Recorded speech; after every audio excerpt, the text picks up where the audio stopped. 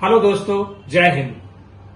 मैं कर्नल रविंद्र सिंह आज फिर आपसे संबोधित हूं एक और विषय के साथ, और वो विषय है शाकाहार। बल्कि मैं कहना चाहूंगा शाकाहार से ज्यादा मैं इस विषय को बोलूंगा कि जीवों पर दया करो।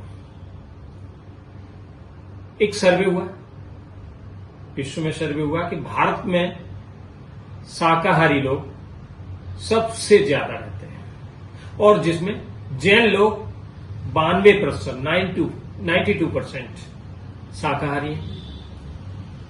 मुस्लिम में 8% शाकाहारी है।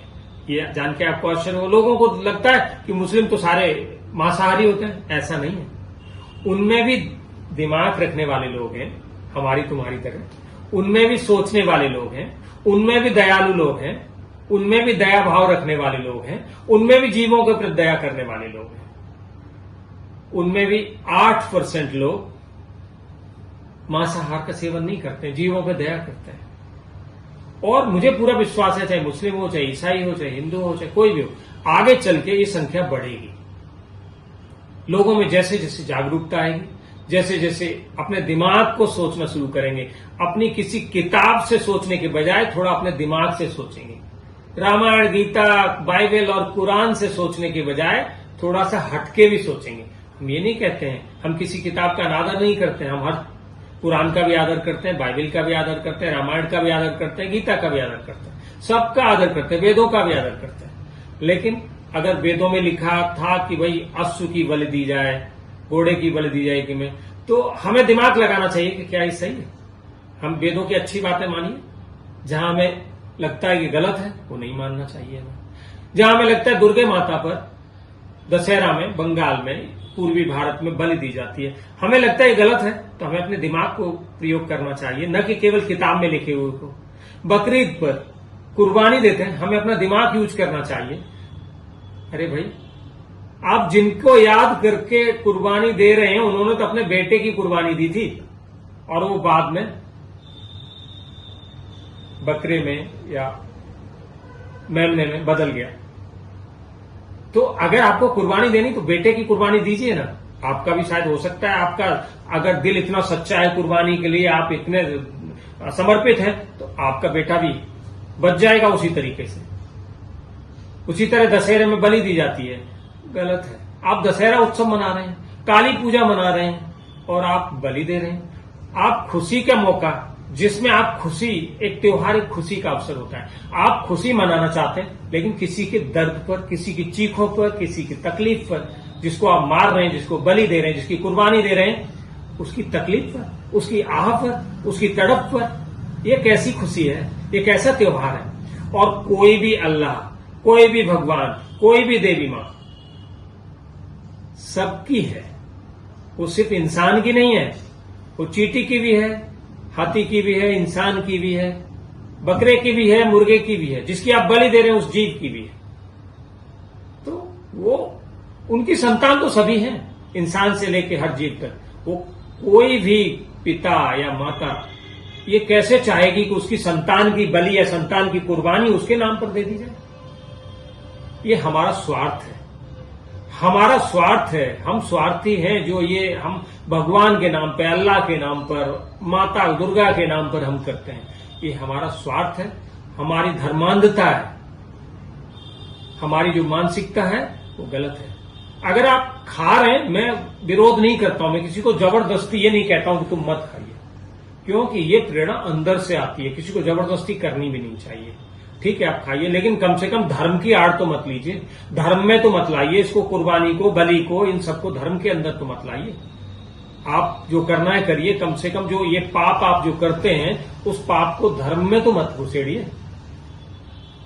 तो और वैसे भी हमारी जो संस्कृति, अभी हमारी संस्कृति अहिंसा की है, हमारी संस्कृति जीवों पर दया करने की है। अब बहुत से लोग होंगे जो अभी पूरा इतिहास उठाएंगे 5000 साल पहले का, कि वेदों में लिखा है कि बकरे की बलि देनी, वेदों में लिखा है कि अश्व की बलि देनी। मुझे नहीं मालूम लिखा है कि नहीं लिखा। अगर लिखा भी है तो हमने, भगवान ने दिमाग दिया है, हम वो काम न करें ना। बाकी 5000 साल पहले ना अभी उसके बाद हमारे देश में महात्मा बुद्ध हुए, महात्मा महावीर स्वामी हुए, भगवान महावीर स्वामी हुए, भगवान बुद्ध हुए और महात्मा गांधी हुए, जिन्होंने अहिंसा के ऊपर बहुत जोर दिया। तो अब संस्कृति क्या है, निरंतर बदलती है, परिवर्तनशील होती है, उसमें प्रगति होती है।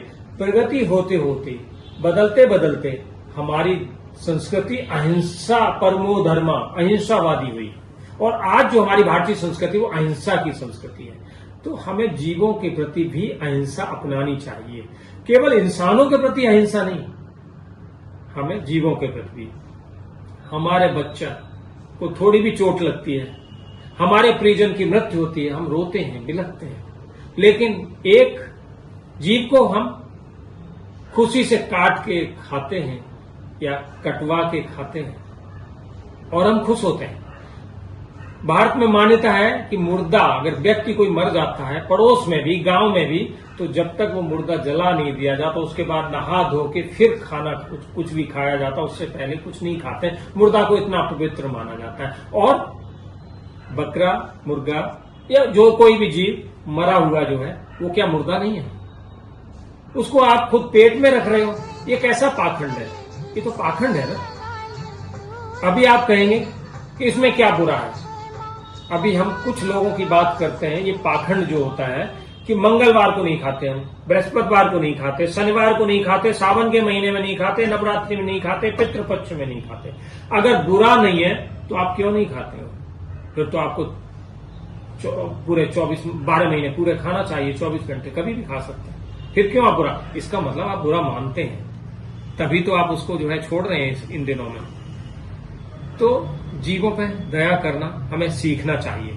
हमें अपने बच्चों को ये सिखाना चाहिए कि बेटा बेटी किसी जीव को मार के खाना गलत है, किसी जीव को कष्ट देना गलत है। हमारे पास बहुत सारे प्रचुर मात्रा में शाकाहारी भोजन है, क्यों ना हम उन्हें करें। तो आइए हम आज से संकल्प लें कि हम जीवों पर दया करेंगे। आप अपनी राय इसके बारे में दे सकते हैं कमेंट बॉक्स में। हमसे सहमत हो या न हो, जो भी आपकी राय है कमेंट बॉक्स में लिखिएगा। आपके कमेंट्स का स्वागत है और मेरे चैनल को सब्सक्राइब करिएगा। धन्यवाद।